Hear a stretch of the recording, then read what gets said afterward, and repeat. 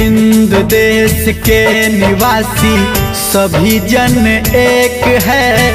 रंग रूप भेष भाषा चाहे अनेक है। हिंद देश के निवासी सभी जन एक है। रंग रूप भेष भाषा चाहे अनेक है। हिंद देश के निवासी सभी जन एक है। रंग रूप भेष भाषा चाहे अनेक है। हिंद देश के निवासी सभी जन एक है। रंग रूप भेष भाषा चाहे अनेक है। रंग रूप भेष भाषा चाहे अनेक है। रंग रूप भेष भाषा चाहे अनेक है।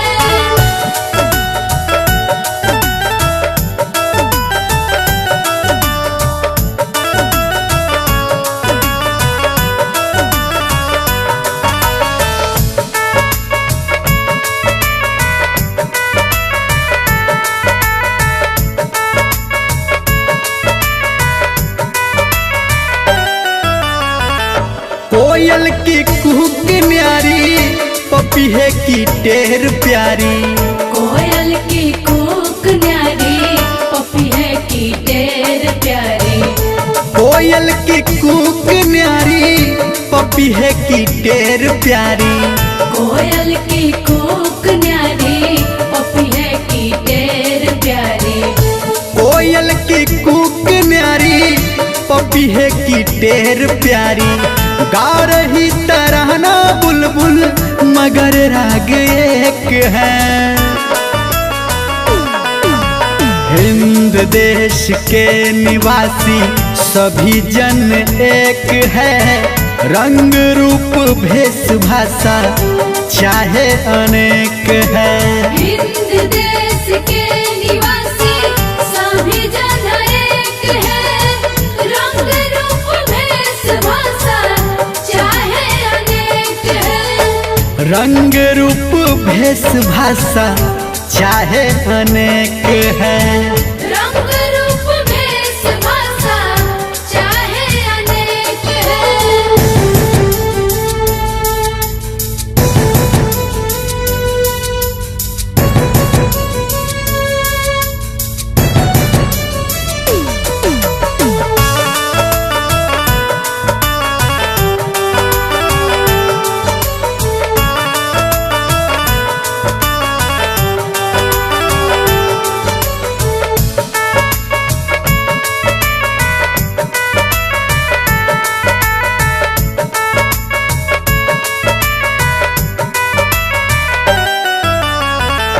बेला गुलाब जूही चंपा चमेली। बेला गुलाब जूही चंपा चमेली। बेला गुलाब जूही चंपा चमेली। बेला गुलाब जूही चंपा चमेली। बेला गुलाब जूही चंपा चमेली। प्यारे प्यारे फूल गुथे माला में एक है।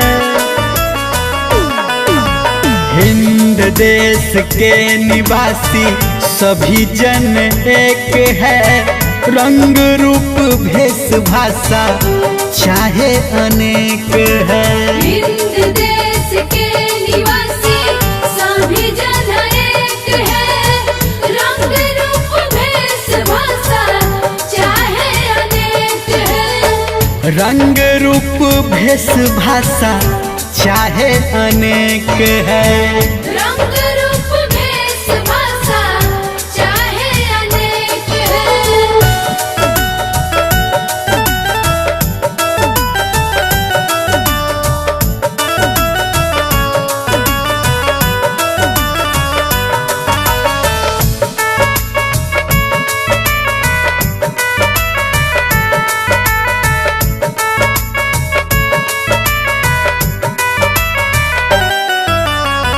गंगा जमुना ब्रह्मपुत्र कृष्णा कावेरी। गंगा जमुना ब्रह्मपुत्र कृष्णा कावेरी। गंगा जमुना ब्रह्मपुत्र कृष्णा कावेरी। गंगा जमुना ब्रह्मपुत्र कृष्णा कावेरी। गंगा जमुना ब्रह्मपुत्र कृष्णा कावेरी। जाके मिल गई सागर में हुई सब एक है। हिंद देश के निवासी सभी जन एक है। रंग रूप भेष भाषा चाहे अनेक है। हिंद देश के निवासी सभी जन एक है। रंग रूप भेष भाषा चाहे अनेक है। रंग रूप भेष भाषा चाहे अनेक है। रंग रूप भेष भाषा